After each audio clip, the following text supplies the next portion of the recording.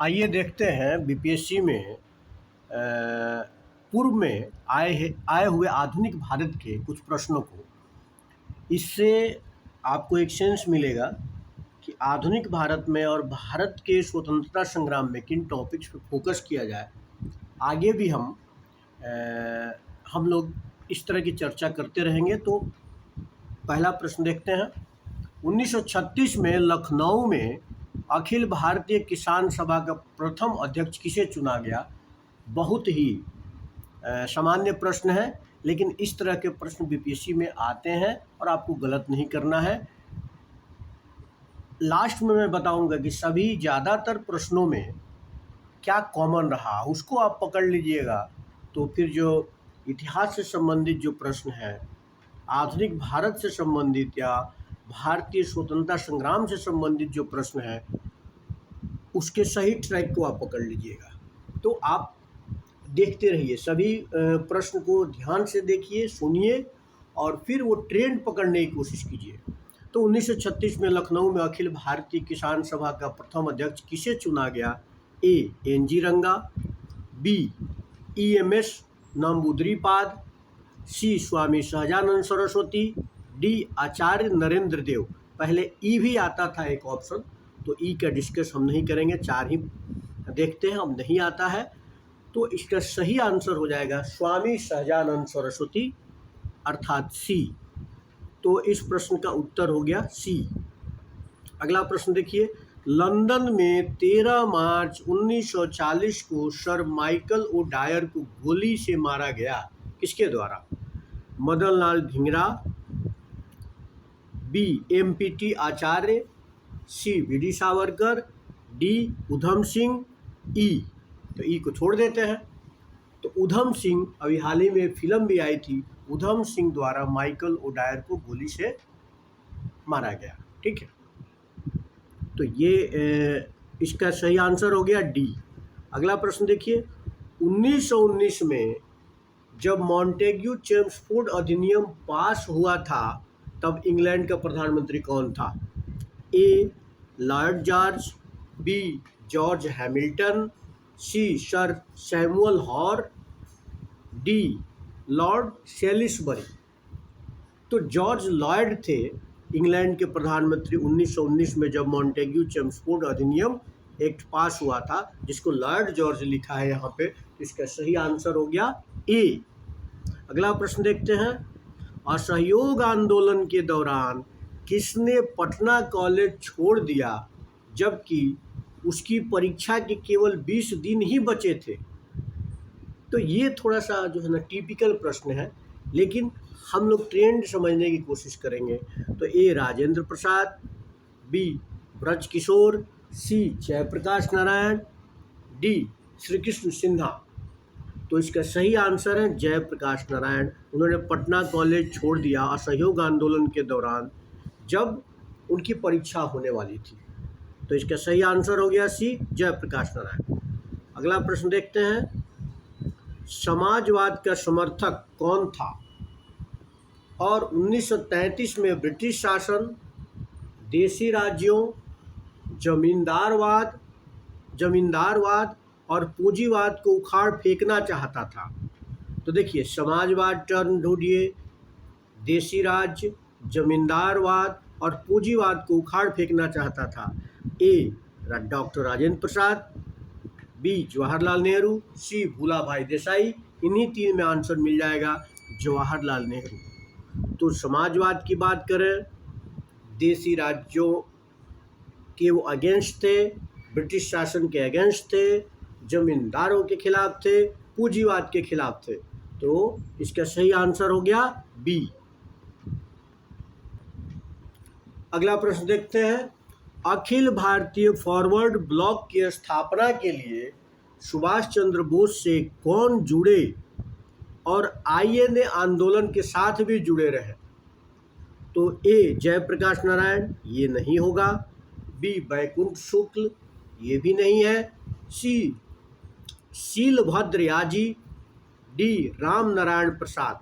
तो इसमें शीलभद्र याजी आईएनए से भी जुड़े थे और अखिल भारतीय फॉरवर्ड ब्लॉक की स्थापना के लिए सुभाष चंद्र बोस से भी जुड़े थे, यानी अखिल भारतीय फॉरवर्ड ब्लॉक से भी जुड़े थे और आईएनए आंदोलन से भी जुड़े रहे। कौन? शीलभद्र याजी। अगला प्रश्न देखते हैं, भारतीय क्रांति की जननी किसे कहा गया है? A Annie Besant, B Snehlata Wadekar, C Sarojini Naidu, D madam Bhikaji Rustom comma.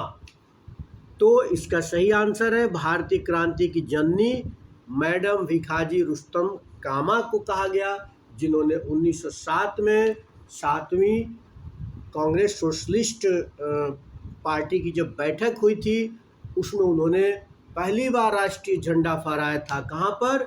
Germany के स्टुटगार्ट में।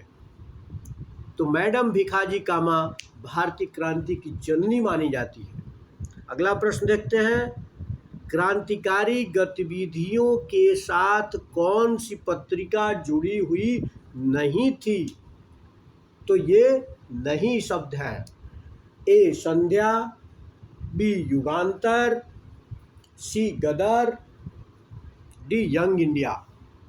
तो इसमें संध्या क्रांतिकारी गतिविधियों के साथ नहीं जुड़ी थी, बाकी युगांतर, गदर और यंग इंडिया ये क्रांतिकारी गतिविधियों के साथ जुड़ी थी।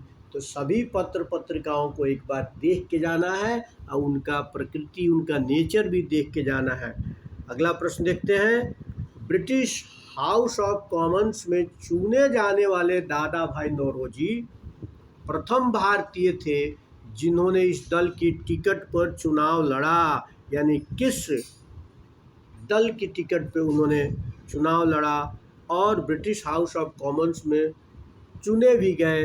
तो ए उदारवादी दल यानी लिबरल पार्टी, बी मजदूर दल, सी कंजर्वेटिव दल, डी साम्यवादी दल। तो लिबरल पार्टी से वो चुनाव लड़े थे और लिबरल पार्टी यानी उदारवादी दल के टिकट पे उन्होंने चुनाव लड़ा था और ब्रिटिश हाउस ऑफ कॉमन्स के लिए जीत भी गए थे। अगला प्रश्न, स्वराज दल की स्थापना असफलता के बाद हुई। किसकी असफलता के बाद हुई? ए असहयोग आंदोलन, बी सविनय अवज्ञा आंदोलन, सी रॉलेट बिल सत्याग्रह, डी चंपारण सत्याग्रह। और ई तो छोड़ ही देते हैं। तो किसकी असफलता के बाद? तो जाहिर सी बात है जनवरी 1923 में स्वराज पार्टी की स्थापना असहयोग आंदोलन की असफलता के बाद होती है। जब चौरी चौरा कांड होता है उसके बाद प्रो चेंजर्स थे वो स्वराज पार्टी की स्थापना करते हैं। सीआर दास और सीआर दास के नेतृत्व में।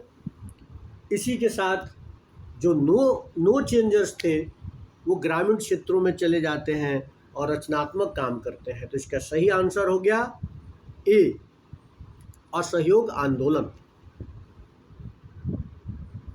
अगला प्रश्न है, चिटगांव शस्त्र छापामारी की योजना बनाई गई थी। ए सूर्यसेन द्वारा, बी चंदन दत्ता, सी विधान घोष, डी जतिन दास। तो ये बहुत ही सामान्य प्रश्न है। ए सूर्यसेन द्वारा चिटगांव शस्त्र छापामारी की योजना बनाई गई थी। देखिए एक ट्रेंड समझिए। ट्रेंड ये है कि जितने भी क्वेश्चंस हमने देखे उसमें एक दो क्वेश्चंस को छोड़ दिया जाए तो आप देखिए व्यक्ति विशेष आधारित प्रश्न है। किसी न किसी व्यक्ति पर आधारित प्रश्न पूछा गया है। इसका जो है चार्ट बनाइए। देखिए एक जो वो क्रांतिकारी गतिविधियों से संबंधित पत्रिका नहीं है, ठीक है, उसको छोड़ दिया जाए तो लगभग सभी प्रश्न व्यक्ति विशेष पे हैं। चाहे जयप्रकाश नारायण से संबंधित प्रश्न हो, चाहे दादा भाई नौरोजी से संबंधित प्रश्न हो। तो क्या करना है, बिहार के ऐतिहासिक व्यक्तित्व और भारतीय स्वतंत्रता संग्राम या आधुनिक भारत के ऐतिहासिक व्यक्तित्व को बहुत अच्छे से पढ़ के जाना है। तो ये एक ट्रेंड आपको समझ में आएगा और ये ट्रेंड आगे भी जारी रहने वाला है। बहुत बहुत धन्यवाद। कृपया इस वीडियो को दूसरों को भी शेयर कर दें ताकि उनको भी फ़ायदा हो सके। धन्यवाद।